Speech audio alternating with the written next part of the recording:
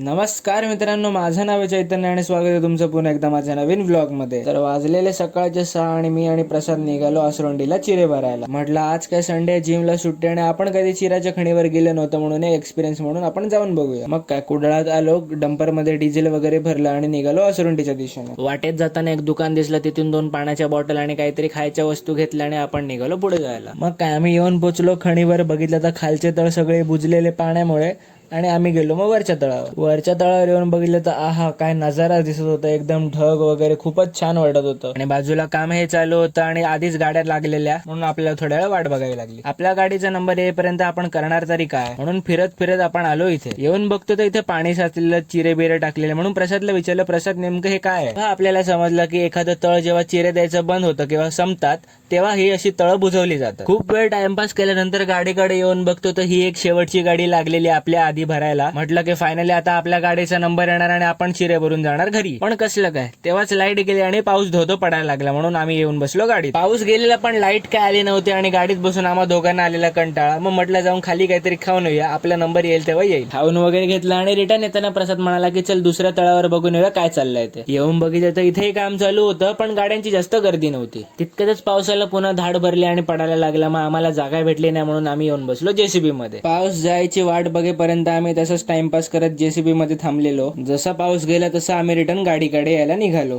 येताना वाटेत हा रस्ता दिसला, हा तोच एक्झिटचा रस्ता आहे जिकडून भरलेल्या गाड्या सगळे ड्रायव्हर नेतात। एवढी भरलेली लोडची गाडी कशी एवढी खाली उतरत असतील काय माहिती। वर येऊन बघतो तर लाईट आलेली पण मशीन का चालत नव्हती हे बघायला प्रसाद तिथे गेला तर तेव्हा समजलं की ते मशीनचा ब्लेडच तुटलेला। तिथे जाऊन त्यांना विचारलं की किती वेळ लागणार, तर ते म्हणाले की अर्धा तास लागणार घराकडून ब्लेड आणायला आणि त्यानंतर ते जेवायला जाणार होते। मग आम्ही आलो, मगाशी आलेलो त्या तळाकडे। येऊन बघितलं तर इकडे गाड्या कमीच होत्या आणि कामही चालू होतं। मग प्रसाद म्हटलं की आपण आपली गाडी इकडे आणून भरूया म्हणून। मग काय प्रसाद गेला गाडी आणायला आणि आपण त्याची वाट बघत तिथेच थांबलेलो। गाडी लावून तासभर झालेला पण लाईट येत जात असल्यामुळे गाडी काय नीट भरत नव्हती। आपल्या आधीच्या 2 गाड्या अजून भरून झाल्या नव्हत्या म्हणून आपल्याला अजून वेळ लागणार होता। मी आणि प्रसाद तर शाप वैतागलेलो। फायनली अवघे 3 तासानंतर आमचा नंबर आला आणि गाडी भरायला सुरुवात केलेली। पण म्हणतात ना, दुष्काळात 13वा महिना। इथेही लाईट गेली आणि इथलेही कामगार मग लाईट गेल्यामुळे गेले जेवायला। तोपर्यंत प्रसादने एक पॉवर नॅप घेतले आणि माझं तर विचारूच नका, माझं तोंड बघूनच तुम्हाला कळत असतं। 2 तासाने गाडी भरली आणि आम्ही तिथून निघालो साईडवर डम करायला। मस्तपैकी वाटेत हातपाय वगैरे धुतले